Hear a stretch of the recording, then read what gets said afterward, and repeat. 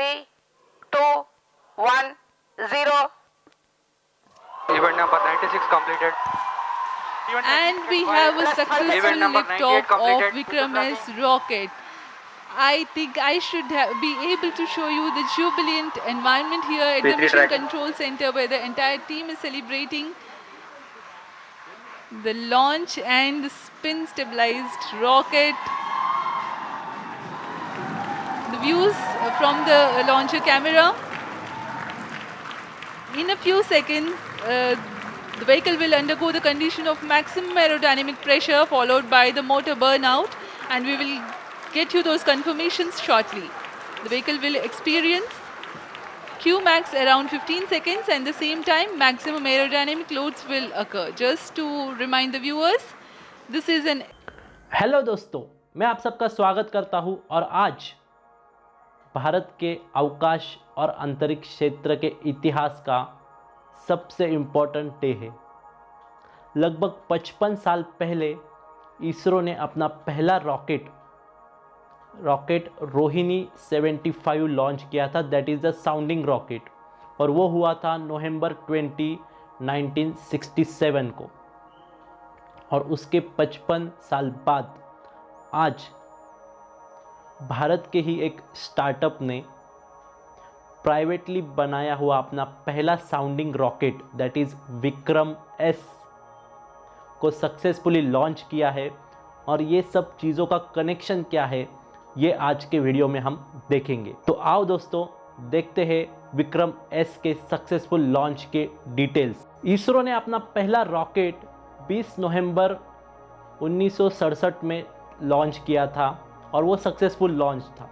उसके बाद इसरो ने भारत को अंतरिक्ष क्षेत्र में प्रवेश दिलवाया और उसके बाद इसरो ने बहुत सारे फेल्यूर सक्सेस देखे, अपने SLV, GSLV, PSLV को बनाया, कमर्शियल मिशंस पूरे किए, चंद्रयान 1, मंगलयान, चंद्रयान 2, ये सब अच्छी तरीके से उन्होंने एग्जीक्यूट किया।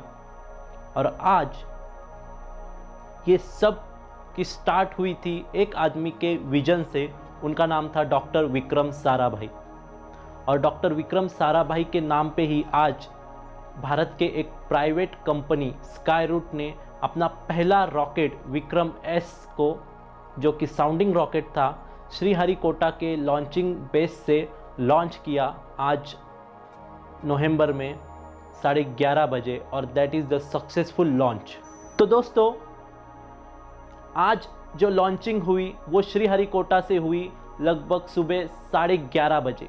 तो ये लॉन्चिंग थी स्काईरूट के बनाए हुए पहले रॉकेट की, साउंडिंग रॉकेट की, जिसका नाम था विक्रम एस। और इसका टारगेट था अर्थ के सब ऑर्बिटल एरिया, जो लगभग अर्थ के सरफेस से 80 किलोमीटर अबव है, वहाँ 3 पेलोड को लॉन्च करना। और दोस्तों, ये बताने में मुझे बहुत खुशी हो रही है कि ये लॉन्चिंग सक्सेस हुई है। ना सिर्फ सक्सेस हुई है, तो 3 पेलोड जो इसमें थे वो सक्सेसफुली अपने ऑर्बिट में स्टेबल है। और ये भारत के इतिहास में एक नया दौर शुरू हुआ है दोस्तों, एक नया युग आने वाला है प्राइवेट स्पेस सेक्टर में। तो इस रॉकेट के बारे में जानेंगे। इस रॉकेट का नाम था विक्रम एस, और इसमें जो इंजन लगा था उसका नाम था कलाम 80। और दोस्तों, इस लॉन्चिंग का ये भी एक टारगेट था कि इस इंजन को टेस्ट किया जाए, क्योंकि ये 80 किलोमीटर के ऑर्बिट में लॉन्च करना था, या वहाँ तक लॉन्च करने का टारगेट था, इसीलिए इस इंजन को 80 नाम दिया गया था। और डॉक्टर APJ कलाम के उन्होंने जो भी कंट्रीब्यूट किया है हमारे एरोस्पेस सेक्टर में, उसकी वजह से इनको, इस इंजन को कलाम 80 नाम दिया गया दोस्तों। तो इस रॉकेट की जो लॉन्चिंग थी आज सुबह श्रीहरिकोटा, जो एक हमारे लॉन्चिंग पैड में से एक लॉन्चिंग पैड है, वहाँ से लॉन्च किया गया 11:30 बजे। और लगभग 5 मिनट का ये पूरा मिशन था, और उसमें इस रॉकेट ने 80+ यानी 89.5 किलोमीटर तक जर्नी की हमारे सब ऑर्बिटल में, अर्थ के सब ऑर्बिटल में, और वहाँ पे ये 3 पेलोड वहाँ पे लॉन्च। तो ये जो पूरा प्रोग्राम था, ये पूरा प्रोग्राम प्रारंभ मिशन के अंतर्गत था दोस्तों।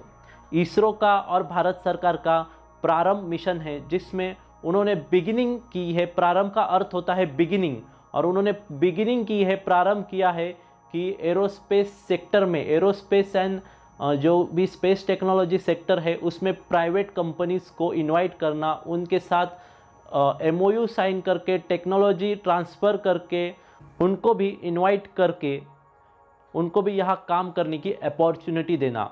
और उसमें उस प्रोग्राम के अंतर्गत ही स्काईरूट जो 2018 में स्टार्ट हुआ कंपनी है, उन्होंने अभी तक 500 करोड़ की फंडिंग राइजिंग की है दोस्तों, फंड राइज किया है। और उसमें से जो पहला उन्होंने रॉकेट अभी लॉन्च किया सक्सेसफुली, ये पूरे हमारे स्पेस सेक्टर को हमारा जो स्पेस सेक्टर है उसको चेंज करने का ये पॉइंट क्रिएट किया है।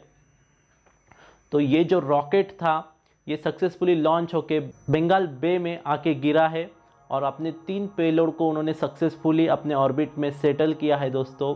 और इस लॉन्च का, इस सक्सेस का सिग्निफिकेंस आपको अगर जानना है तो 1-2 बातों से हम समझ सकते हैं।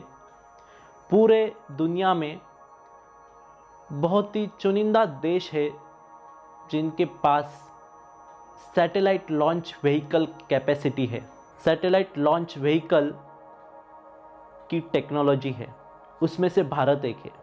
और साथ ही साथ ऐसे बहुत चुनिंदा देश है जिन देशों में कुछ प्राइवेट कंपनीज़ है जो इस स्पेस सेक्टर में काम कर रही है, और आज भारत उनमें से एक देश हो गया है दोस्तों, क्योंकि भारत में भी अब प्राइवेट कंपनीज़ इस सेक्टर में काम करेंगी और आगे आने वाले बहुत सारे मिशंस को कंप्लीट करेंगी, क्योंकि आगे आने वाला जो एरा है वो स्पेस टेक्नोलॉजी का है। आज हमारे डेली कामों में से 80% काम पूरे स्पेस टेक्नोलॉजी के रिलेटेड है। आप जो मोबाइल यूज़ करते हो that is also related to telecommunication and which is related to satellite. आप एग्रीकल्चर में हो तो उसमें सैटेलाइट इमेजेस का यूज़ है। आप अगर इंटरटेनमेंट सेक्टर में हो उसमें सैटेलाइट टेक्नोलॉजी का यूज़ है। आप अगर कौन से भी एरिया को ले लो तो उसमें एरोस्पेस टेक्नोलॉजी का बहुत योगदान है दोस्तों। और आगे जाके एरोस्पेस में बहुत सारे नए नए अपॉर्चुनिटीज़ क्रिएट होने वाले हैं, क्योंकि अब इसमें प्राइवेट सेक्टर भी एंटर करने वाला है।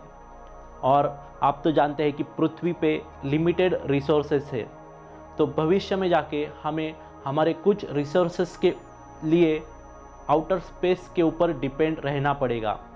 और जब आप आउटर स्पेस के ऊपर डिपेंड रहते हो किसी रिसोर्स के लिए, तब एरोस्पेस टेक्नोलॉजी का रोल आता है।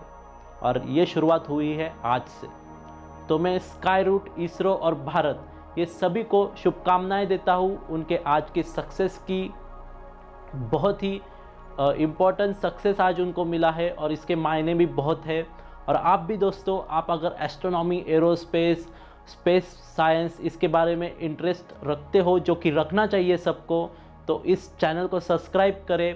और अब हमारा आने वाला एस्ट्रोनॉमी का वर्कशॉप है जिसको आप अटेंड कर सकते हो और आपका नॉलेज अपडेट कर सकते हो। तो दोस्तों, ये वीडियो देखने के लिए और आज के सक्सेस को सेलिब्रेट करने के लिए मैं आप सबका धन्यवाद करता हूँ। Thank you.